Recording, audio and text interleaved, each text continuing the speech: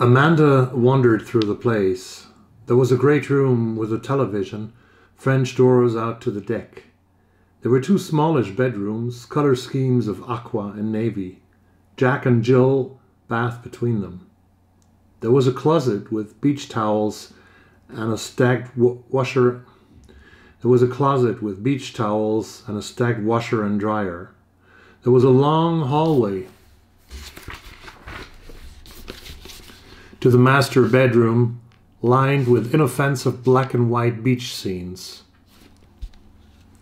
Leaving aside tasteful, everything was thoughtful: a wooden box to hide the plastic bottle of laundry soap, a huge seashell cradling a cake of soap still in its paper wrapper. The master bed was king-size, so massive it never would have rounded the stairwell to get into their third-floor apartment.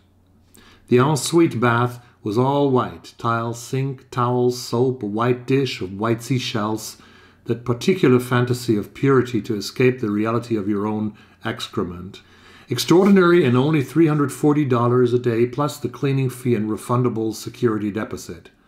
From the bedroom, Amanda could see her children, already wiggled into their quick-drying lycra, hurtling toward the placid blue. Archie, long limbs and acute angles, barely convex chest, sprouting brown twists at the pink nipples. Rose, curvy and jiggling, downy with baby hair, a polka-dot one-piece, straining just so at the legs, pudendum in relief. An anticipatory scream, then they met the water with that delicious clack. In the woods beyond, something started at the sound, fluttered up into view from the general brown of the scene. Two fat turkeys, dumb and wild and annoyed at the intrusion. Amanda smiled. That is in the beginning of the novel Leave the World Behind by Rumaan that I have read because I've read something. And let's get started with a review.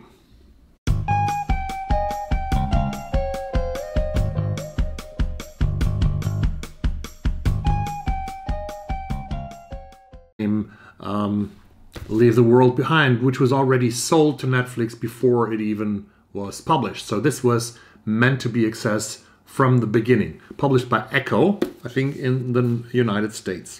Leave the World Behind. We have a swimming pool here, and I have described the house as Rumaan has described it for us. The narrator in this book he knows everything. He or she knows everything. She knows much more than we do, and definitely much more than the characters of the novel do. What happens? We have this white American family with Clay, who is a professor at college, with his wife Amanda, who just got a rise in her work as in advertising. And they have two kids, 15-year-old Archie, 13-year-old Rosie. And they are traveling to an Airbnb that they rented for $340, as you already know, somewhere on Long Island. Long Island is a huge island close to New York City, but you can leave New York City a lot when you travel like 1.5 or almost 2 hours in the direction of a very rich direction of Montauk and the Hamptons. But I think they don't travel that far. They stop somewhere before. And Rumaan has actually told people that he got the idea for this novel while on a very cold winter's day in New York, remembering a summer's holiday that he had with his husband and his kids in exactly that house. Not exactly that house, but almost that house on Long Island a couple of months ago. And then he sort of had the idea that he wanted to do something about this house. And then everything that happens in the novel is completely different, or probably most of the things are completely different. 48 hours go of this short trip that Clay and Amanda make. We follow them traveling to the house. We explore the house together with them. We go shopping with them. And even the shopping list is so extremely detailed. When Amanda goes shopping the first day when they are in the house, I give you a short description of what they are buying, which really got me a little bit annoyed. The store was frigid, brightly lit, wide-aisled. She bought yogurt and blueberries. She bought sliced turkey, whole grain bread, that pebbly, mud-colored mustard, and mayonnaise. She bought potato chips and tortilla chips and jarred salsa full of cilantro, even though Archie refused to eat cilantro. Sorry. She bought organic hot dogs and inexpensive buns and the same ketchup everyone bought. She bought cold hard lemons and seltzer and Tito's vodka and 2 bottles of $9 red wine. She bought dried spaghetti, salted butter, and a head of garlic. She bought thick cut bacon and 2-pound bag of flour and $12 maple syrup in a facered glass bottle like a tacky perfume. She bought a pound of ground coffee, so potent she could smell it through the vacuum seal, and size 4 coffee filters made of recycled paper. If you care, she cared. She bought a 3-pack of paper towels, and so on and so on. This goes on and on and on. On and on and on. Keep on rocking, baby, till the night is gone. It goes on with wraps of chocolate, frosting with a red plastic lid, because She bought 2 Tumison zucchini, a bag of snap peas. She bought a bottle of olive oil, and so on and so on. It's almost 1.5 pages of this novel is what she buys for $200 in that grocery store on Long Island's close to the house where they are living. And I thought, okay, is that necessary? That was the first warning I got, that I might not like the whole book. But then it goes on and goes on.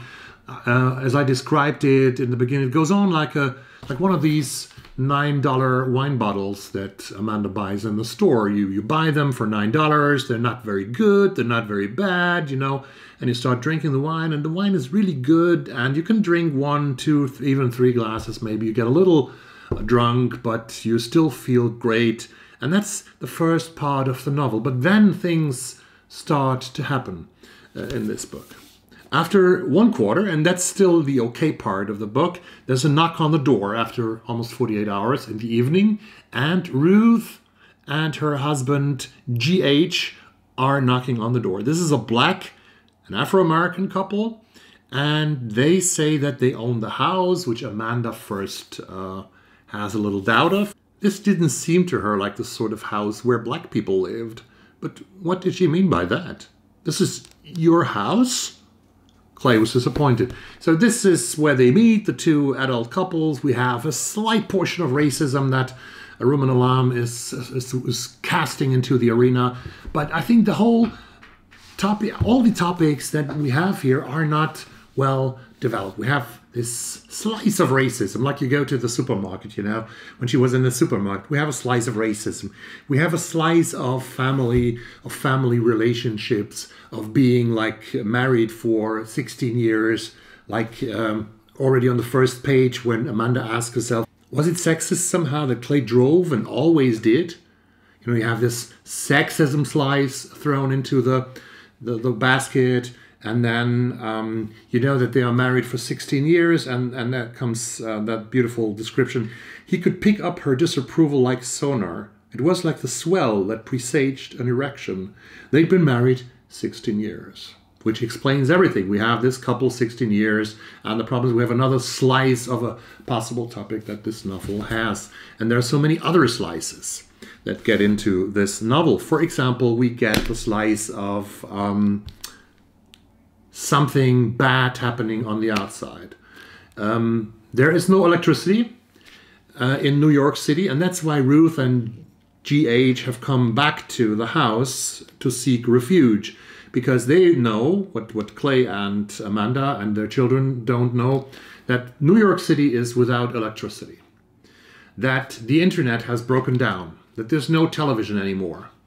Everything is broken down. The house, though, on Long Island has still electricity. Comes this noise, the most horrible noise everyone on earth has ever heard. She was sitting there, not doing anything more, when it happened, when there was something. A noise, but that didn't cover it.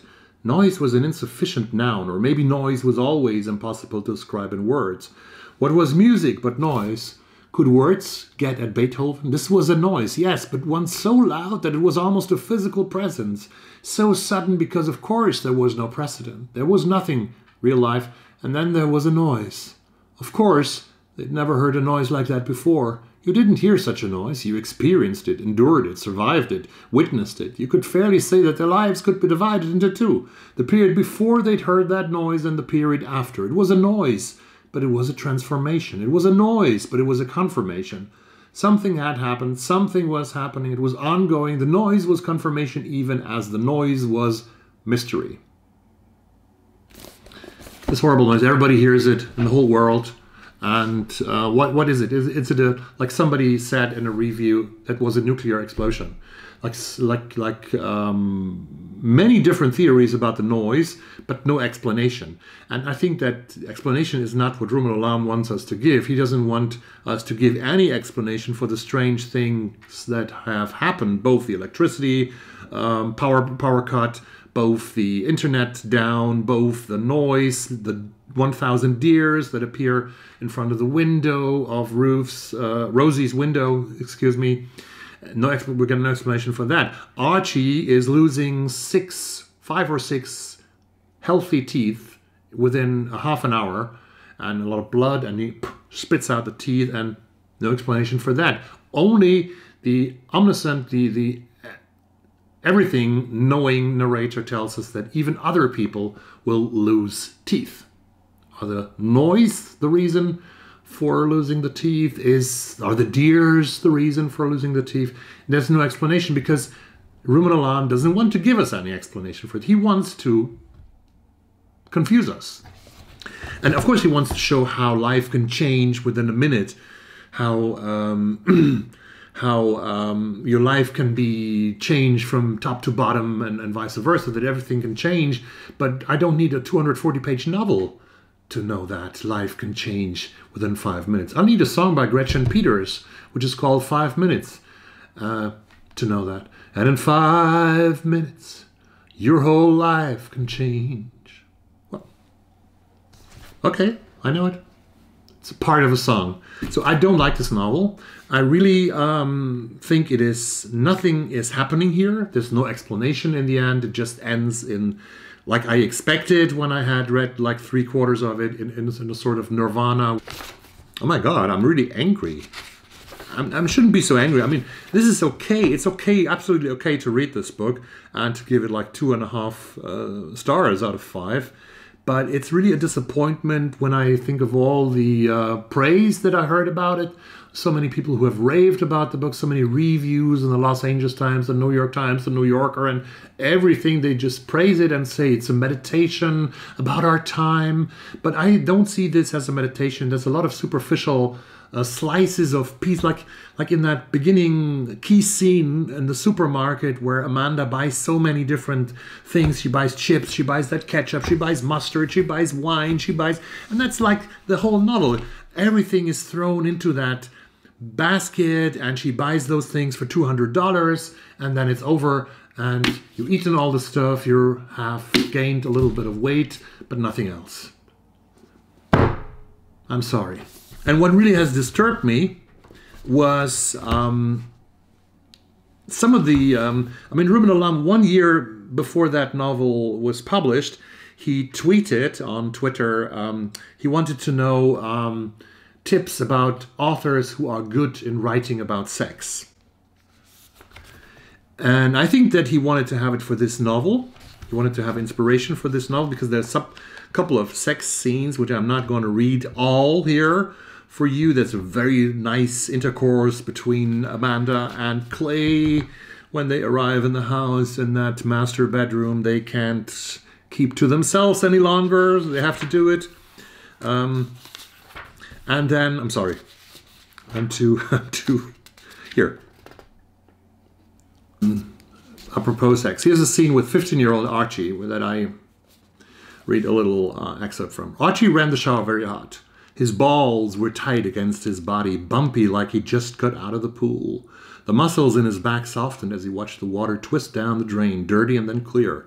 He dried his body on white towels. He put on boxer shorts and took to bed. Where unable to watch The Office, he diverted himself with that important repository, the hidden album on his phone. The pictures were mostly beautiful. The stuff Archie liked best was not so terrible.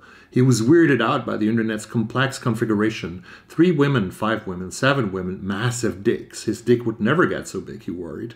2 men, 3 men, pretended incest, racial violence, spit, robes, athletic equipment, public spectacle, stage lights. must makeup, swimming pools, toys and tools he didn't know the name of, the supposed beauty of punishment. He just liked women, dark hair and tan skin. He preferred them to be completely naked rather than pose with clothes to emphasize the parts of their body there. Ba ba ba ba ba. Again, it's a very long description of Archie's sexual fantasies, this 15-year-old boy and his balls so tight to his skin. Why is that necessary? Is that necessary? Everybody knows that teenage boys have sexual fantasies. I mean, come on. But do you have to describe them as long as you do? And then, of course, it's no wonder and no surprise that 3 or 4 chapters later, he loses his teeth, Archie, because masturbation will be punished. That might be the reason why he loses his teeth. So I'm really not satisfied with this book. It's a disappointment to me, and I'm sorry, Rumaan. You said something very, if you ever see this video, you said something very true in the podcast that I listened to yesterday. You said that since you are a writer, because you're also a reviewer, you have a lot of respect for the work of every author, because authors work like 3, 4, 5, 6 years. And also, of course, you have worked here 3 or 4 years for this novel. And it's a lot of work, and it's very personal. I understand that. But it's not really a good book. And I'm free to say that, and I don't crush you. You have a lot of talent. The beginning is good, and maybe that's all that the producers from Netflix read. And I'm very curious what Netflix is going to make out of this. Really. So, no recommendation for Leave the World Behind. Leave the novel behind. Or read it. If you have a different opinion, please comment down below. Save the novel. Save the novel behind, whatever. I leave it behind, and I'm quite happy to be able to do so. Thank you very much for watching this video. Wear a mask. Socially distance. Tomorrow's Christmas. Don't celebrate with many others. Celebrate at home. And see each other on Teams, on Zoom, on whatever. I see you soon. Bye-bye.